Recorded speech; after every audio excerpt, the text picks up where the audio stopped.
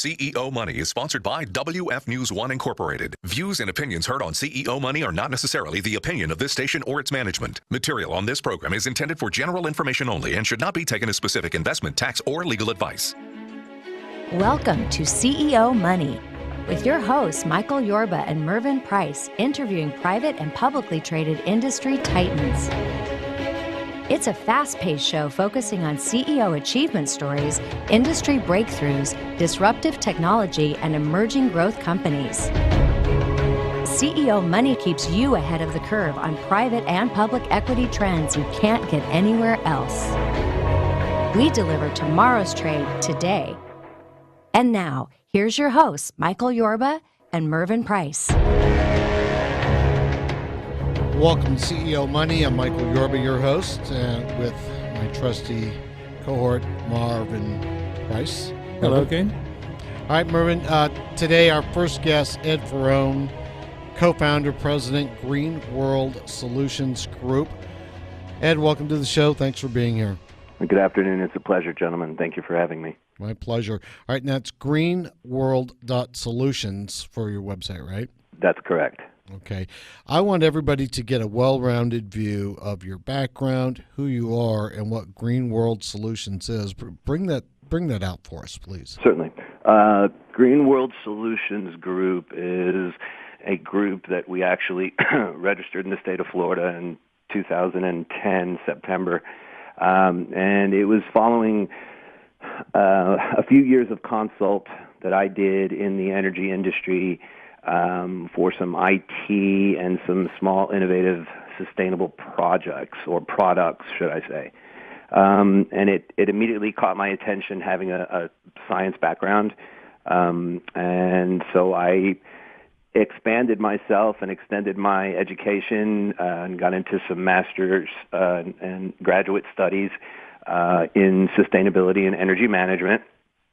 And since the inception, our primary goal has been development of sustainable and renewable energy projects, and our primary focus has been underdeveloped countries. We've worked in several areas in Africa, India, Latin America. So we've not only worked to provide sustainable and long-going energy practices for underdeveloped countries that lack the infrastructure that the United States, perhaps, and the United Kingdom and other countries in the EU may have.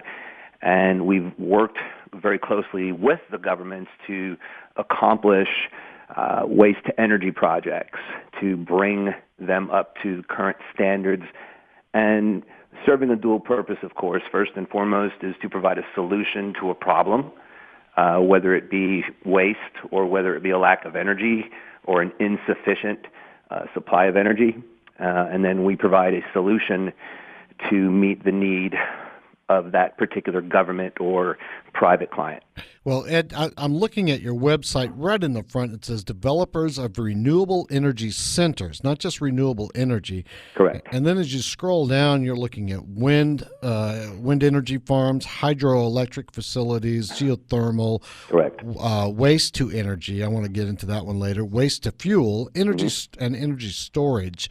Yes, sir. Let's start with right at the top there, the wind energy farms, and then I want to get into the breakdown of where you are, international real estate development, U.S. regulation and policy, and how that fits in with what Green World Solutions does. Okay, very good. So if we start in the wind area, I have a timeline of our projects that date back, and I maybe I should start by saying I would be remiss if I didn't say that probably a good 95% of the projects that we've developed through our tenure have been outside of the United States. You brought up a point which we'll touch on later, which is policy and regulation in the United States. Thus, for the reason for the high percentage of international projects, it's very often the path of least resistance, as the United States has not yet caught up to our European brothers. And so it in the United States becomes a little bit of a challenge. We've worked on several wind projects within the United States. As a matter of fact, one of the first projects was a project in Texas, because you happen to lead the country in wind-produced energy to date, especially in the Panhandle. It's huge. Essentially, farmers that were no longer to use their land for cultivation of agriculture turned to farming wind, and took their acreages and large farm properties and turned them into wind farms. And that's exactly what our structure was. Pardon me, on a project called Unity, which was up in the Abilene area. It was a 275 megawatt wind project with a total combination of 96 wind turbines, producing, as I said, 275 megawatts on a 24-hour basis. Suppliers that were involved. These were not that we're a technology agnostic group, so I don't represent a technology or a particular product. I use the product that is the best suited product for the particular development. And in this case, Nordex, which is a turbine manufacturer, happened to be the perfect fit. So we worked with them. And in the States, one of the difficulties that we face, especially in Texas and wind, is the financials, which in our industry, in the renewables, is referred to as a power purchase agreement or a PPA. It essentially outlines the details in which the mutual parties agree to. Most cases, you'll come across a power purchase agreement, which is, let's say, 25 years in length, and it's by a public utility. In your case, in Texas, I believe, other than ERCOT, which is a giant, I'm sure there's other small, other public utilities, but in this case, ERCOT was involved. And what the project owner essentially has to do with our assistance is negotiate terms for the cost that they will pay per kilowatt of energy. So in this instance, instead of going the state route and allowing us to be paid 3 or 4 cents per kilowatt hour, the project owner looked to corporate America, and in specific Silicon Valley and Google and some of the larger tech companies, and was able to negotiate appropriate rates to support his financials and make the project a win-win scenario for all parties concerned. Ed, talking about financials and all your business overseas, how easy is it to get paid by these developing countries? Some people have a lot of trouble. Actually, to be completely candid, it tends to be a little bit of a challenge. I wouldn't consider myself old school, but I've always been under the guise that the best way to do business is sitting across from one another, eye to eye. You get a much better sense and feel of a person.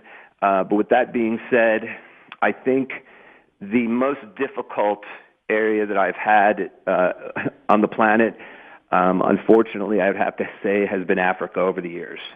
They are usually very front-loaded and have very high expectations of what we should and can provide them. And as far as the reverse scenario, it's very difficult to extrapolate information. So we tread lightly into contracts with Africa. Not all areas. We've done some very successful work there. However, it does take, I would have to say, for a month of U.S. time, it would be equating to somewhere between 4 to 6 months African time. That's what I've heard. So we're very quick to, engage on even a government level project, but with the fact being kept in mind that we're going to request a retainer. Ed, let me jump in there for a second. We got less than a minute to go in this segment. We're going to bring you back on the other segment. But when we come back, I wanted to dive into some of these other questions that we had about regulation, U.S. regulation and policy, projects under development globally. All right? Sounds perfect. Excuse me. That's okay. All right. We'll be right back with Ed Farone, co-founder and president, Green World Solutions Group, greenworld.solutions. You've been listening to CEO Money with Michael Yorba and Mervyn Price. We'll be right back.